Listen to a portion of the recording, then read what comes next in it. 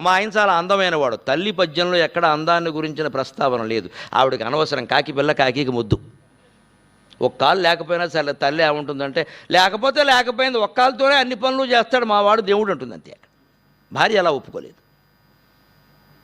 అమాయకుడు ఉంటుంది, భార్య అలా ఒప్పుకోలేదు. తెలివితేటలు ఉండాలి. అందుకని మా ఆయన చాలా అందమైన వాడు. భార్యకు అందం అవసరం, కాపురం చేసేవాడు. ఆ భుజబలం అత్యంత నిర్గర్వము. మా ఆయనకి గొప్ప భుజబలం ఉంది కానీ గర్వం లేదు. అంటే భుజబలం ఉండడం, బయట వాళ్ళని ఎదిరించడం అదంతా భార్య కోరుకుంటుంది. ఇంటికి వచ్చి ప్రదర్శించకూడదు ఆ గర్వాన్ని. ఆ రౌడీయిజం ఏదో బయట, ఇంట్లో కాదు, ఇక్కడ. భుజబలం ఉంది, పరాక్రమం ఉండవేరు, తెలివితేటలు ఉండవేరు. గర్వం ఉంటే ఏమవుతుంది? సహించలేదు. ఎందుకంటే బయట ఎక్కడో అవమానం జరుగుతుంది ఈ గర్వం కారణంగా. అందుకని చాలా గొప్పవాడే కానీ కొంచెం అహం ఉందని బాధపడుతుంది మనస్సులో. అందుకని ఆయన గర్వం లేదు. ఆ శూరత్వంబు దయారసానుగతము. ఆయన మంచి శూరుడు, కానీ అవసరమైతే దయ చూపించగలడు. ఎప్పుడు శూరత్వం ఉన్నవాడే దయ చూపించాలి. చేతకాని వాడు దయ చూపించడం ఏంటి? చేతకాదు కాబట్టి చూపిస్తాడు.